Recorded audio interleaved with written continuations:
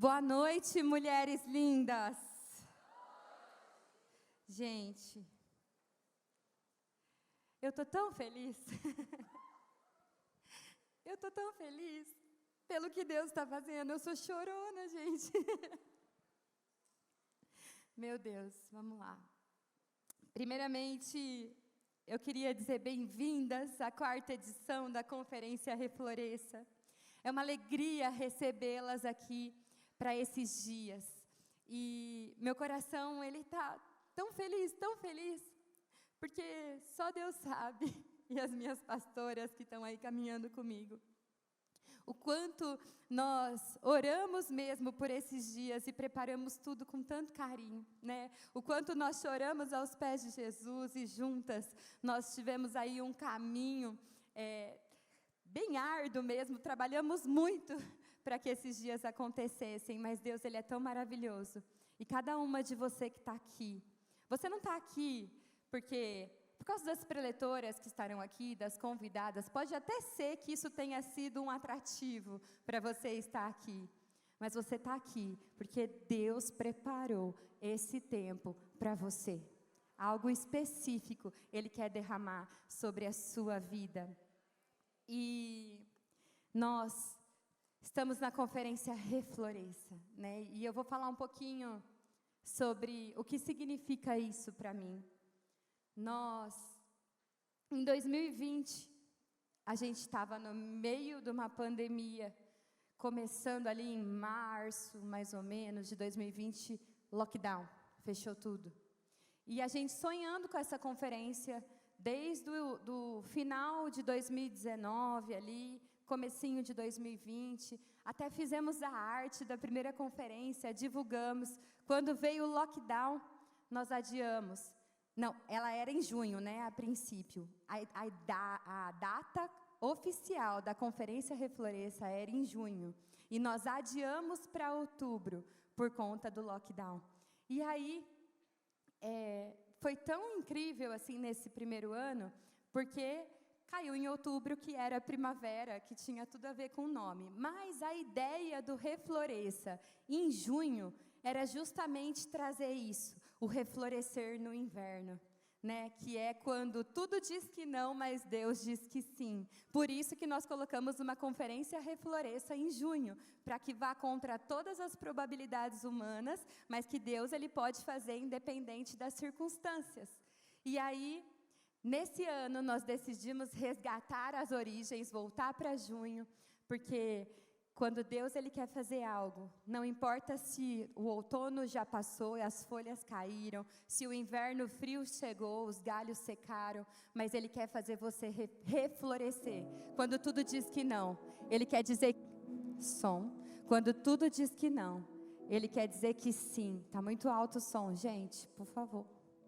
Quando tudo diz que não, Ele quer dizer sim para você. Mesmo que todo o externo seu esteja uma bagunça, nessa noite, Ele quer falar para você, é a hora do sim na sua vida. Então, sejam bem-vindas ao Refloresça. Deus, Ele está fazendo a gente reflorescer no inverno. Ontem começou o inverno. Nós estamos na estação de inverno e nós vamos reflorescer no inverno. Porque quando andamos com Ele, não importa as circunstâncias, a gente vai andar no sobrenatural, porque é assim que Ele nos determina andar. Amém? E para o nosso processo, para que o nosso processo... Gente, eu vou dar uma pausa. Vou fazer algo antes. Eu estou sentindo de fazer algo aqui. Enquanto a Grazi estava ministrando essa última canção, e ela contou o testemunho dela, eu falo que ela é uma colecionadora de milagres, essa mulher. Nós vivenciamos muitas coisas. E há uma unção de cura nesse lugar. Há uma unção de cura nesse lugar. Eu quero, se você está precisando de cura em alguma área da sua vida, se coloque de pé no seu lugar. Seja uma enfermidade, seja as emoções, o que quer que seja, se você precisar de cura, se você não consegue gerar, se você está com dificuldade de engravidar, se coloque de pé no seu lugar. Se você começou a se deparar agora com uma situação que você não esperava, se você espera, busca por um milagre do Senhor, se coloque de pé agora. Eu quero que você feche os seus olhos e comece a declarar a tua cura, assim como nós cantamos. Profetiza, comece a declarar a tua cura. Abra a sua boca, comece a declarar a tua cura agora, em nome de Jesus. Chame à existência a cura da tua enfermidade agora. Chame à existência o teu milagre agora. Você tem poder nas tuas palavras. Comece a profetizar, comece a declarar. Traga à existência a cura sobre a sua vida agora, nesse momento. Nesse momento. Pai, em nome de Jesus, Deus, eu oro para que o Senhor venha sobre elas, venha com a tua cura, Pai, venha com a tua manifestação, com o teu mover. Espírito Santo, se manifeste sobre elas agora, sara as enfermidades, sara as emoções, que esse ventre possa gerar filhos. Pai, em nome de Jesus, nós declaramos o teu milagre neste lugar, nós chamamos a existência o milagre neste lugar. Pai, vem sobre cada uma delas de forma intencional agora, em nome de Jesus, em nome de Jesus. Aleluia, aleluia. Pode se sentar. Há uma unção de cura nesse lugar. Tome posse da sua cura. Tome posse da sua cura em nome de Jesus. Em nome de Jesus. E para o nosso processo de reflorescer, nós precisamos entender algumas coisas, mas o principal é que nós precisamos estar nas mãos de Deus. E eu quero ler com vocês Jeremias 18, de 1 a 6.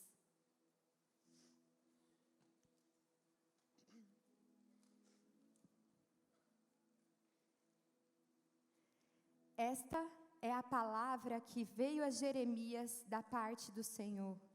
Vá à casa do oleiro, e ali você ouvirá a minha mensagem. Então, fui à casa do oleiro, e o vi trabalhando com a roda. Mas o vaso de barro que ele estava formando se estragou-se em suas mãos, e ele o refez, moldando outro vaso de acordo com a sua vontade. Então o Senhor dirigiu-me a palavra: ó comunidade de Israel, será que não posso eu agir com vocês como fez o oleiro? Pergunta o Senhor. Como barro nas mãos do oleiro, assim são vocês nas minhas mãos, ó comunidade de Israel. Gente, por favor, se puder trazer um lencinho para mim, por favor. Obrigada, vamos lá. Deus está dizendo que nós somos como esse vaso de barro nas mãos dele. Mediante essa afirmação do próprio Deus, nós precisamos meditar sobre algumas coisas importantes. Muito obrigada. Eu chorei, gente, agora esse tempo está uma loucura. Vamos lá. Nós precisamos nos permitir sermos moldadas por Ele. Não significa que Ele irá impor a sua vontade sobre nós. Porque Deus, Ele não faz isso. Ele não determina algo sobre nós. Você vai nascer assim, você vai viver assim e você vai morrer assim. Não, Ele nos deu o direito de escolha. Ele nos deu direito de decidir o que fazer da nossa vida. Só que isso não significa que quando nós erramos, que Ele não irá lutar por nós e tentar nos resgatar de alguma forma. Ele não se conforma, na Bíblia fala que Ele tem ciúme de você. Ele te ama tanto que Ele não pode ficar parado vendo você se perder. Mas Ele não vai impor algo sobre você. Ele vai tentar te provocar de alguma forma. Por isso que nós precisamos estar atentas aos sinais daquilo que Ele está fazendo na nossa vida, daquilo que Ele tem nos mostrado. Eu não sei como que está a sua vida, mas de repente você passou por uma situação muito difícil, de muita tristeza. E aí você acaba tomando decisões e acaba se decepcionando a ponto de começar a ver as coisas de uma forma como se as coisas boas não fossem para você. E começa a acreditar nessa realidade que você tem vivido e toma isso como uma verdade para a sua vida. E aí Deus vai e manda alguém para falar sobre as coisas boas que Deus já usou você para fazer na vida dela. Ou para te lembrar das coisas que Deus já fez você viver. Mas você está tão cega com aquela situação que você está vivendo momentânea, e você está se permitindo andar naquela situação que você não enxerga, que talvez aquilo possa ser algo bom para você, que Deus tirou, porque aquilo não era o melhor. É isso que é estar atentas aos sinais. Às vezes a gente se entrega por uma situação difícil que acontece na nossa vida, simplesmente por aquela situação momentânea. E a gente se esquece que a gente tem um Pai que está no controle de todas as coisas e querendo nos moldar para vivermos, para sermos e vivermos o melhor que Ele tem para cada uma de nós. E às vezes você vivencia essa situação difícil, que não é para o teu mal, mas é para te fortalecer, é para te forjar, é para te fazer ser mais forte. É porque Deus tem algo melhor, mas você não está atenta aos sinais. Você não está enxergando Ele como um Pai, tentando te avisar para resgatar você, para que você volte para o caminho. Porque Ele quer te moldar, para viver o melhor que Ele tem para você. Ele tem um coração tão amoroso, que Ele está disposto a nos dar novas oportunidades, um recomeço, independente da situação que você se encontra. Deus, Ele tem um recomeço para você.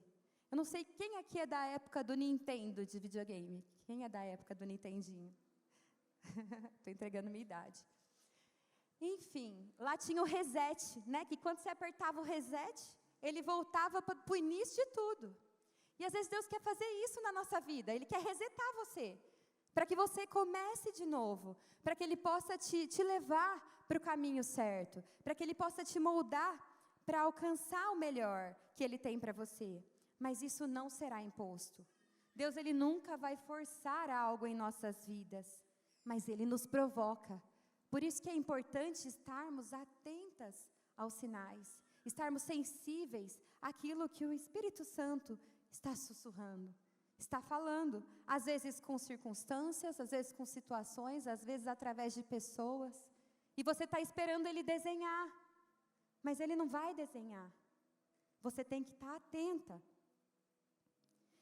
E aí, o que é importante você entender, que na medida que damos, nós recebemos. E quanto mais endireitadas estivermos com o canal de Deus, nós seremos cheias da sua vontade. Cadê, meninas? Eu tinha pedido... Cadê os canos? Estão por aí? Ah, Alicia, muito obrigada. Eu quero ilustrar algo para vocês. Vem cá, Alicia, eu vou precisar da sua ajuda. Põe suas coisinhas aqui. Segura o microfone perto da minha boca, por favor. Às vezes, imagina, um cano somos nós. Gente, é lógico que isso é muito figurativo, tá? O outro é Deus. E aí, a gente está assim, ó. Vocês conseguem visualizar? Ó. Aí, Deus está com a vontade dele aqui, ó. Mas tem brechas, tá vendo? Tem brechas, vai caindo para fora. Ou às vezes a gente está tão desalinhado que a gente está até assim, ó. Não tem nem como as bênçãos de Deus virem para a nossa vida. Mas o que Deus quer é um alinhamento completo. É um alinhamento por inteiro. E quanto mais alinhadas nós estivermos com Ele, mais no centro da vontade dEle estaremos. Amém? É bom ilustrar, porque todas as vezes que vocês verem um cano de PVC, vocês vão se lembrar de voltar para o centro da vontade de Deus. Amém? Isso faz parte do agir dEle em nós. Ele quer nos encher. Ele quer nos encher das suas vontades. Ele quer nos encher do melhor que Ele tem para nós. Ele tem um propósito e um plano para cada uma de nós, que com certeza são maiores e melhores que os nossos planos e sonhos para nós mesmas. Por isso que você tem que estar atenta aos sinais, aquilo que o Espírito Santo ele está tentando fazer na sua vida. E Deus, ele não quer só mudar as circunstâncias do lado de fora. O agir dele significa mudar o que está dentro de nós e nos fazer crescer e nos tornar mais parecidas com ele. Ele pode até usar as circunstâncias para trabalhar na nossa vida, mas o agir de Deus, ele não se limita às circunstâncias. Não é só quando você ora para mudar uma situação que Deus age. Às vezes você está orando para melhorar a sua vida financeira, para você arrumar um emprego, mas não é só essas circunstâncias externas que Deus faz. O maior trabalhar dele é em nós, é dentro de nós, é no nosso íntimo, é no nosso coração, para que a gente possa ser alinhadas com ele. Nós somos formadas por corpo, alma e espírito. E quando nós não estamos alinhadas com ele, provavelmente o que vai governar são as nossas emoções. Ou a nossa carne, o nosso corpo. Mas quem tem que governar é o nosso espírito, alinhado com o Espírito de Deus. Só que se você alimentar mais as suas emoções e a sua carne, o espírito vai se apagando.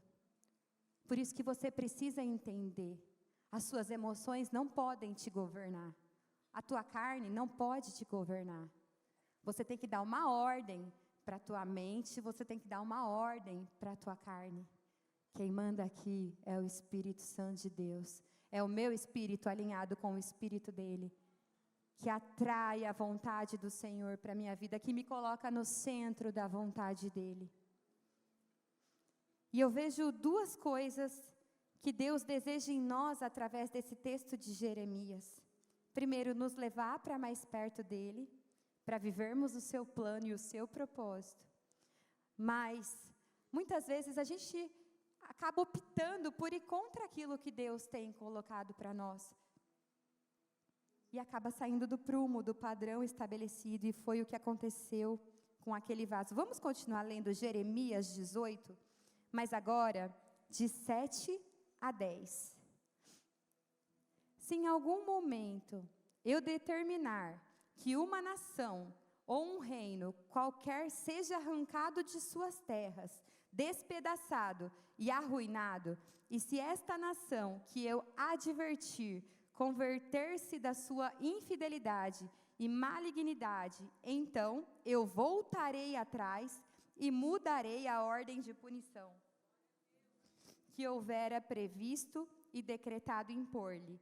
E no momento em que eu falar acerca de uma nação ou de um reino para edificar e estabelecer, se ele fizer o que é mal perante mim e não der ouvidos à minha voz, então, do mesmo modo, me arrependerei do bem que previra e determinara fazer-lhe.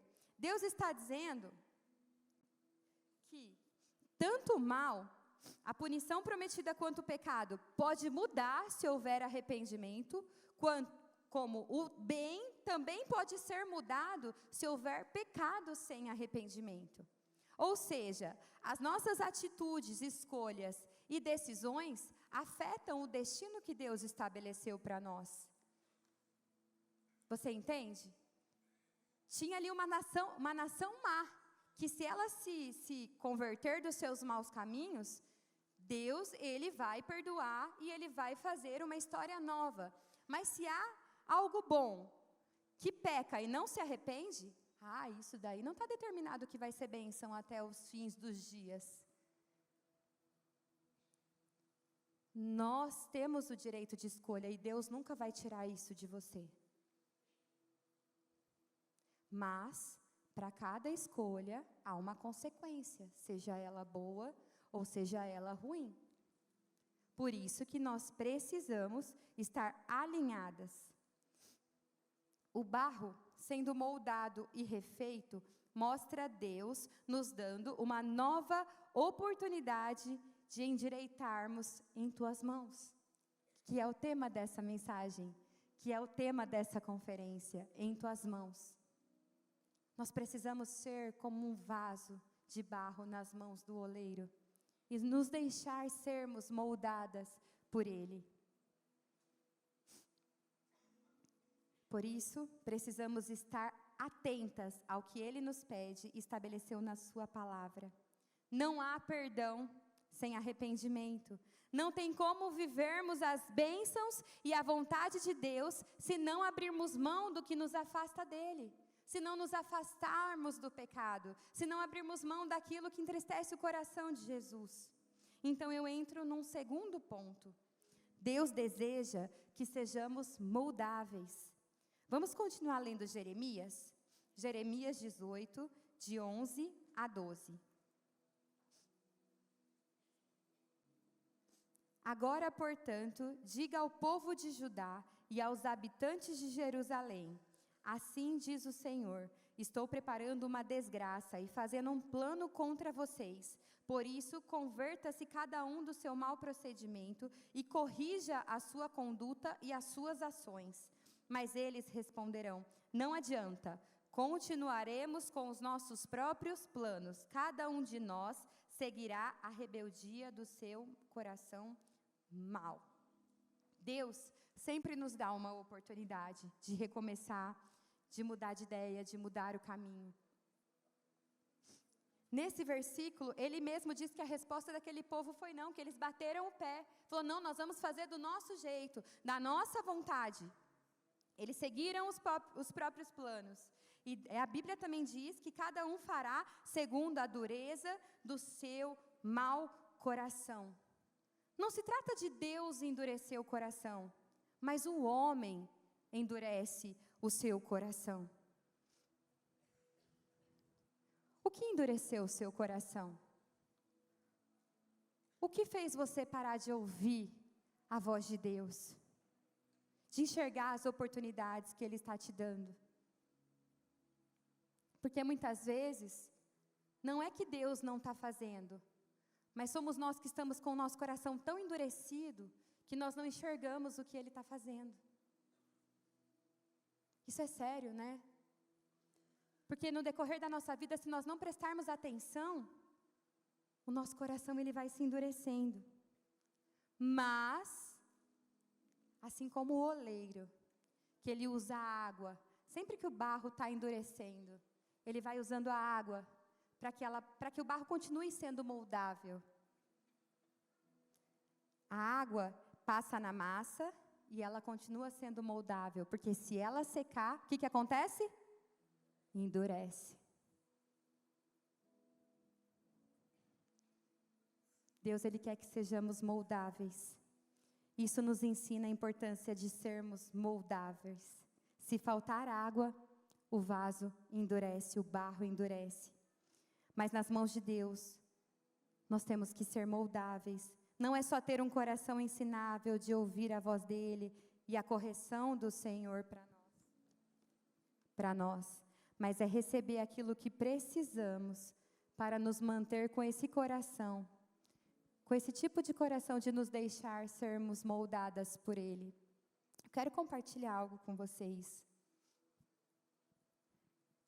Na nossa vida, a gente vai passando por diversas situações inesperadas, que às vezes a gente acaba sendo surpreendidas.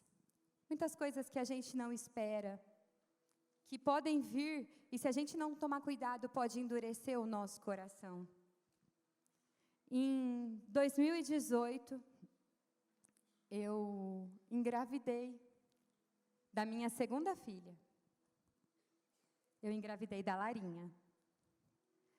E ela nasceu no final de 2018. Só que antes dela nascer, nós estávamos começando o projeto aqui em Bauru. A gente começou com uma célula e a gente vinha às quartas-feiras, depois a gente começou a vir aos domingos. Então, começando esse projeto, a Larinha nasceu. E a Larinha foi uma surpresa para nós, porque nós descobrimos a síndrome de Down dela logo após o parto. E ela nasceu, E ali naquele momento, ela nasceu, a gente não tinha tido a informação ainda da síndrome de Down dela.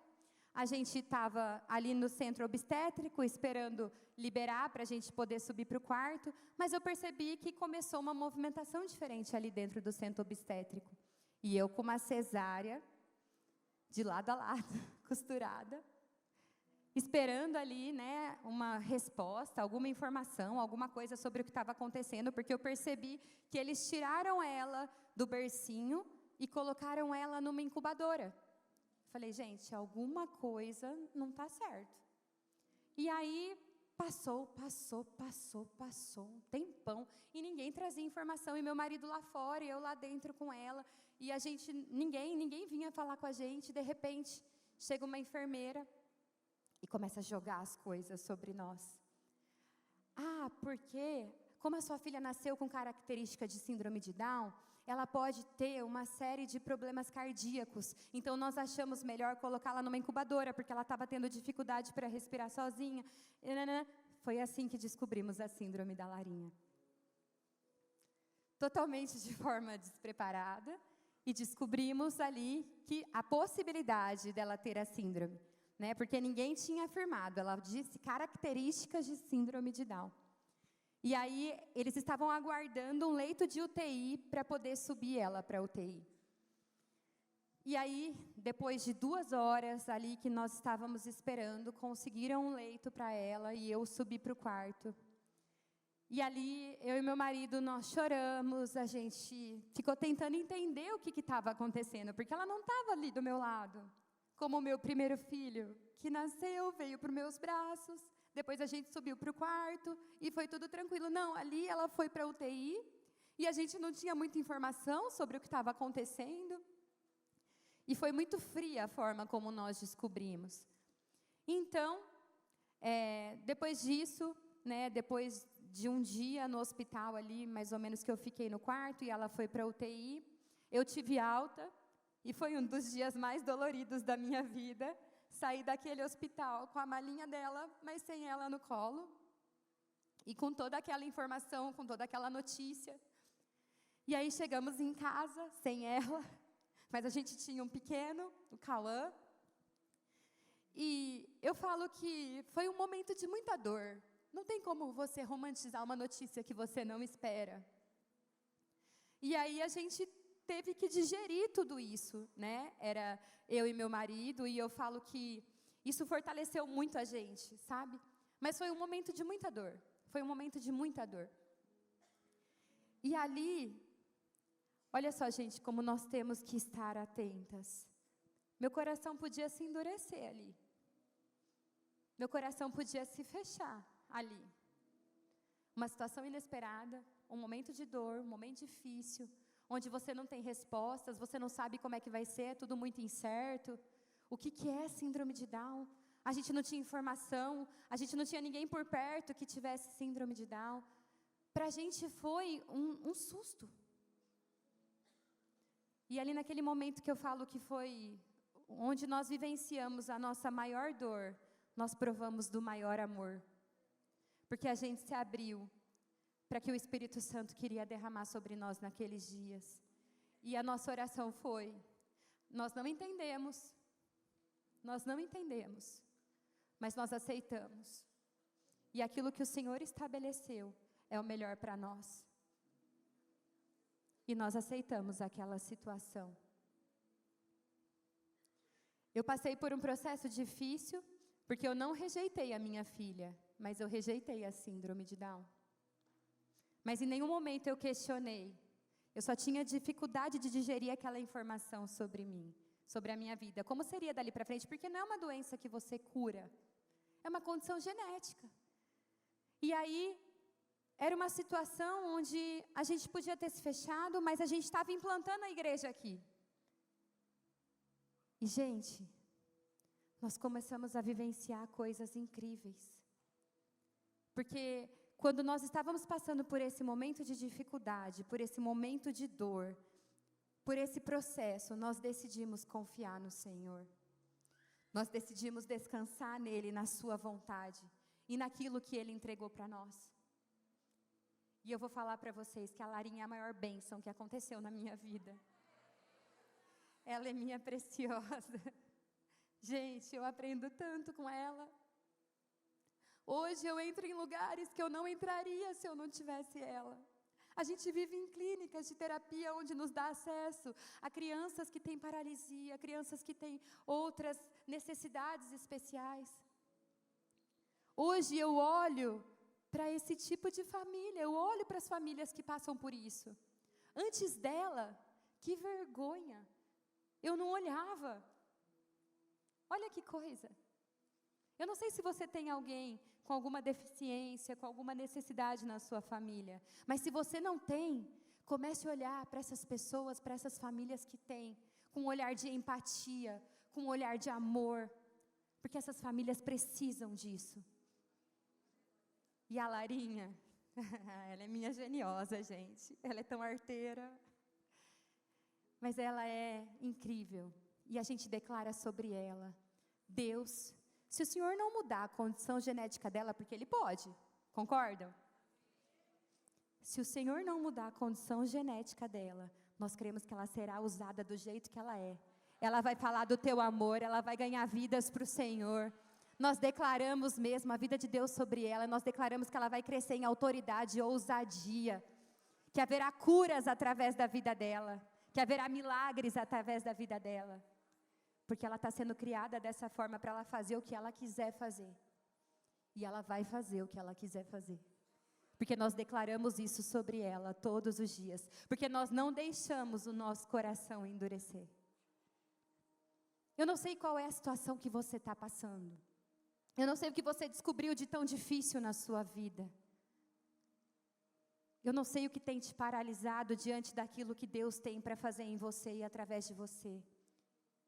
Mas não deixa o teu coração endurecer. Não deixa o barro secar. Pega a água, que agora eu vou te falar. O que é a água? A água representa o agir do Espírito Santo em nós. Porque Jesus diz, aquele que crê em mim, fluirão rios de águas vivas do seu interior. O que habita em você? Fala para mim, o que habita em você? O Espírito Santo. Fala, o Espírito Santo. O Espírito Santo habita em você. Rios de águas vivas fluirão. E essas águas do Espírito, elas vêm sobre nós para moldar o nosso coração. Amém? As águas do Espírito. Se faltar o Espírito Santo em nosso coração, ele endurece. Se faltar água no barro, ele endurece. Então o que nós precisamos fazer? Alimentar o Espírito Santo de Deus em nós. Como que nós alimentamos o Espírito Santo de Deus em nós? Através de busca, oração, jejum, tempo com Deus. Nós entramos num propósito agora, faz o que, uns 10 dias, meninas? Me ajudem. Faz uns 10 dias mais ou menos, nós estávamos num propósito como igreja. A igreja entrou da Páscoa ao Pentecostes, os homens entraram um pouquinho depois num propósito de 40 dias de jejum. E eu falei, eu vou começar um jejum nos últimos 10 dias. Os homens estavam num jejum bem intenso, de apenas na água, chás, algumas coisas assim.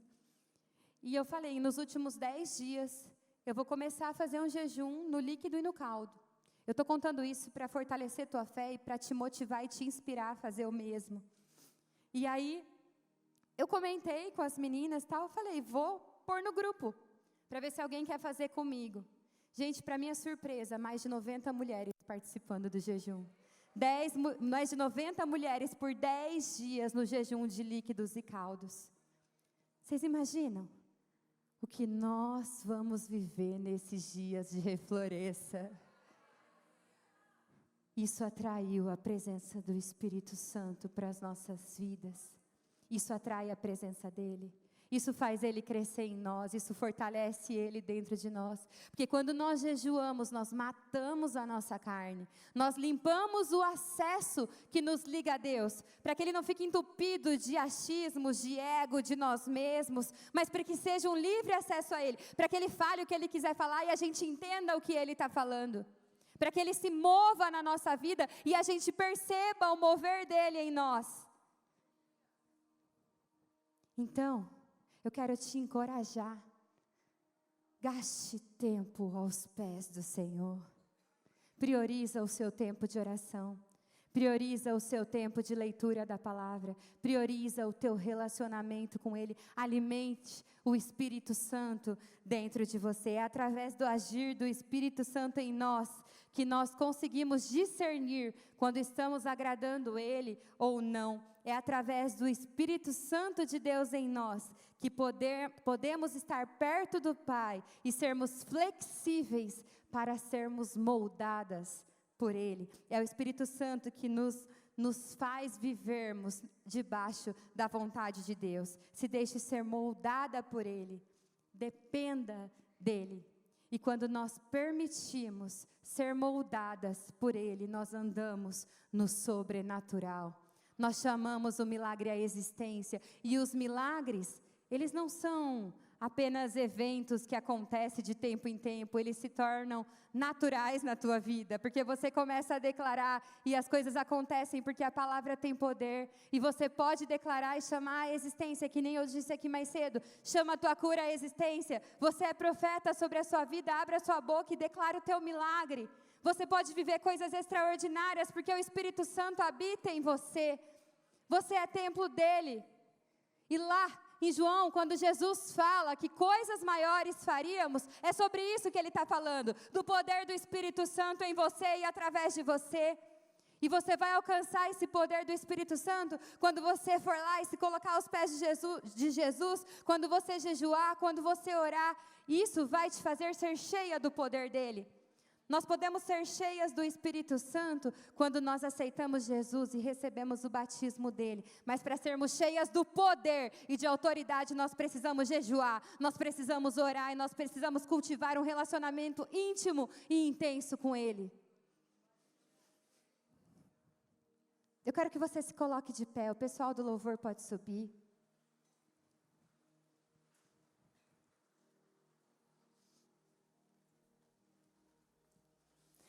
O Espírito Santo está aqui.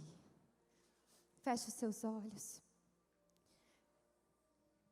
Eu vou fazer 2 tipos de apelo aqui. Eu quero que você que já passou pelo processo de ser moldada, você está nesse processo de ser moldada, mas precisa do aperfeiçoamento de Deus, que você venha aqui para frente. E para você que precisa ser moldada por Ele, para você que entende que precisa mudar o seu caminho, que precisa mudar a sua ideia e voltar para o centro da vontade de Deus, para que Ele possa recomeçar um vaso novo, para que Ele possa vir com a água do Espírito Santo e te moldar, para que Ele possa amolecer o teu coração. Eu quero que vocês venham aqui para frente agora, sai do seu lugar, venha aqui para frente e deixa o Espírito Santo de Deus trabalhar na sua vida.